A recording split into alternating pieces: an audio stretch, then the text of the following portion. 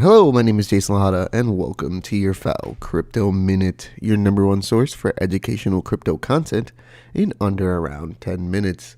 Today is Tuesday, September 20th, 2022, and on today's show, we'll be going over the top 10 cryptos for the day, as well as South Korea requests red notice from Interpol on Terra founder Do Kwon, and hacker steals $3.3 million in crypto from wallet community was warned about. All that and more on today's episode of the FAL Crypto Minute. But before we get into anything else, let's go over these top 10 cryptos for the day. At number 1, we have Bitcoin at $18,973, down 2.88%. At number 2, we have Ethereum at $1,345, down 1.05%. At number 3 is Tether. At number 4 is USDC. At number 5 is BNB at $267, down 0.53%. At number 6 is Binance USD. At number 7 is XRP at 40 cents, up 7.40%. At number 8 is Cardano at 44 cents, down 1.96%. At number 9 is Solana at $31, down 3.22%. And at number 10, we have Dogecoin at 58 cents, up 0.75%. And that was your top 10 cryptos for the day. Moving into our first story, South Korea requests red notice from Interpol on Terra Labs founder Do Kwon.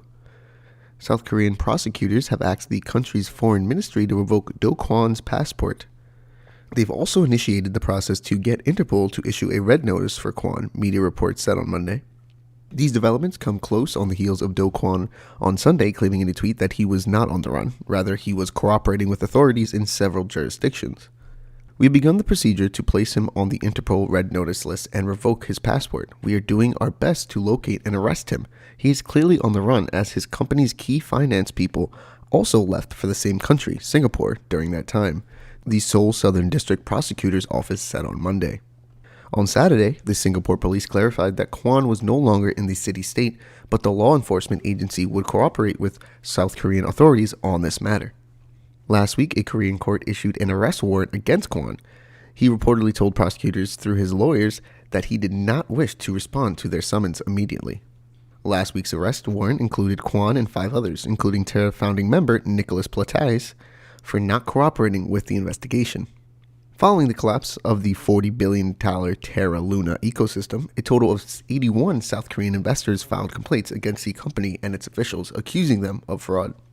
The South Korean court complied with these complaints into 2 cases. The court said Kwon and others had apparently violated the country's capital market laws and must participate in the investigation, the coverage noted. Prosecutors claimed that Kwon disbanded the South Korean unit of Terraformer Labs in April and moved to Singapore in May.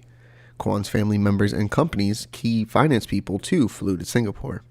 Since the news of the arrest warrant against Kwon became public on September 14th, Luna has dropped over 40% from $4.36 on September 14th to $2.50 on September 19th. Moving into our next story, hacker steals $3.3 million in crypto from wallet community was warned about.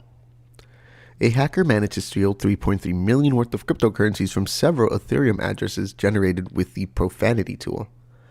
The funds were drained even after the decentralized exchange aggregator 1inch warned users about discovering a severe vulnerability, putting millions of dollars at risk.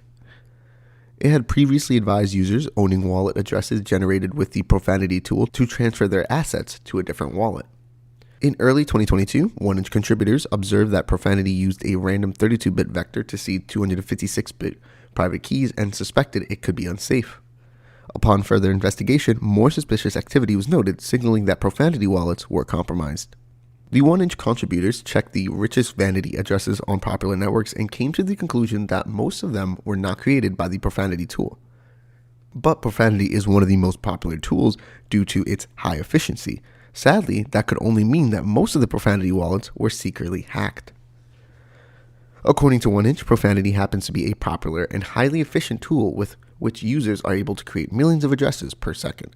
However, the procedure used by Profanity to generate the addresses was not flawless either and was susceptible to attacks.